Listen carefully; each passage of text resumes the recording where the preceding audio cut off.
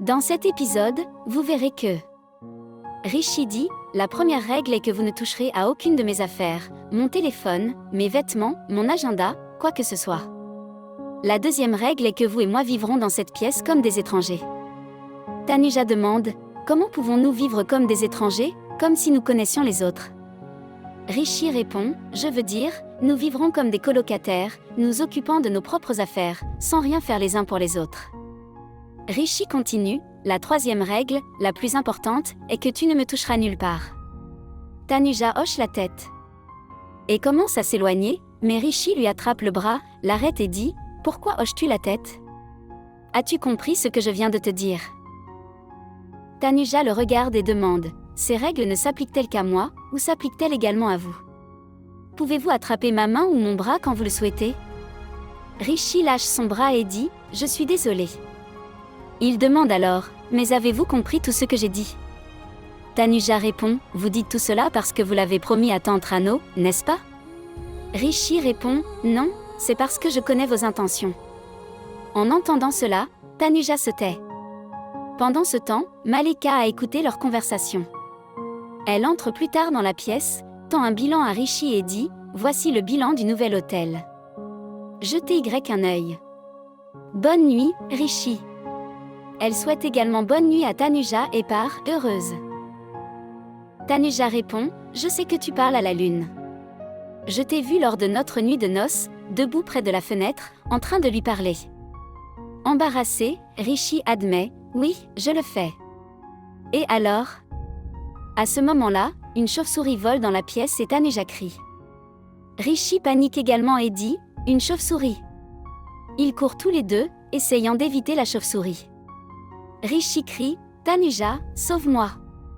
Sauve-moi. Tanuja, tout aussi effrayée, suggère, cachons-nous quelque part, où la chauve-souris nous arrachera les yeux. Ils se cachent tous les deux sous une couverture. Rishi, tremblant, dit à Tanuja, tu sais que la chauve-souris est entrée à cause de toi. Tanuja, frustrée, répond, comment est-ce ma faute? J'ai fermé la fenêtre et tu m'as fait l'ouvrir. Tu me blâmes toujours pour tout. Rishi avoue, j'essayais juste de te venger de m'avoir taquiné. Tanuja demande, tu me vengeais? Rishi dit, oui, parce que tu me taquines toujours. Tanuja répond, alors tu me taquinais? Je dois être un imbécile. Rishi rit, oui, tu as raison. Tanuja dit alors, je pensais vraiment que tu parlais à la lune. Rishi répond, pensez-vous vraiment que quelqu'un d'aussi mature que moi parlerait à la lune? Mais ensuite il ajoute, je t'ai entendu parler à la lune une fois. Je t'ai vu depuis la salle de bain. Tanuja admet, oui, je parlais à la lune. J'aime parler à la lune. C'est tellement romantique. Tu peux partager tout avec lui. Il vous écoute. J'ai pensé que vous pourriez faire de même. Rishi, essayant de cacher son embarras, rejette son commentaire. Mais Tanuja poursuit, parler à la lune est romantique car rien ne lui est caché. Rishi écoute attentivement et pendant qu'elle parle, il se souvient de ses souvenirs d'enfance. Rishi dit soudainement, laissez-moi vérifier si la chauve-souris est partie. Il soulève légèrement la couverture, puis crie, la chauve-souris est toujours là. Rishi continue, Tanuja, sauve-moi. Tanuja crie avec lui mais dit ensuite, ne vous inquiétez pas, je suis là. Rishi dit, la chauve-souris est toujours là. Tanuja répond, éloigne-toi de moi. Tu as promis à tante Rano que tu ne me toucherais pas. Alors assieds-toi loin. Rishi plaisante, est-ce que vous et la chauve-souris êtes dans le même bateau? Tanuja rit et dit, oui, la chauve-souris et moi sommes les meilleurs amis. Nous sommes allés à l'école ensemble et maintenant nous prévoyons de te taquiner. Rishi la prévient, ne sors pas. La chauve-souris va te tuer. Tanuja rit, non, ça ne me tuera pas. Cela ne fera que te tuer parce que la chauve-souris est ma meilleure amie.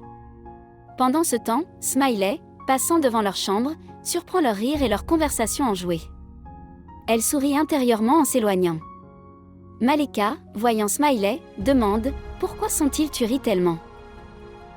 Smiley répond « Je passais devant leur chambre et j'ai entendu Rishi et Tanuja rire et plaisanter. » Malika, surprise, demande « Rishi était-il en colère ?» Smiley dit « Non, pas du tout. Ils riaient tous les deux et il y avait beaucoup de bruit venant de leur chambre. De retour dans la chambre, Tanuja demande à Rishi, « Allons-nous rester sous cette couverture toute la nuit ?» Rishi répond, « Oui, nous le ferons, jusqu'à ce que la chauve-souris s'en va. » Tanuja dit, « Et si quelqu'un entre et nous voit ? Que penseront-ils » Rishi rejette son inquiétude en disant, « Que penserait-il ? Tu es ma femme. » Mais il ajoute ensuite, « Je veux dire, pas pour le monde. » Tanuja plaisante, « Mais la chauve-souris est entrée, n'est-ce pas ?» Rishi, agacé, demande, « Pourquoi continuez-vous à amener à la batte ?» Tanuja éclate de rire. À ce moment-là, Malika entre, et les voyant sous la couverture, se met en colère. Elle enlève la couverture et demande, « Qu'est-ce que tu fais ?»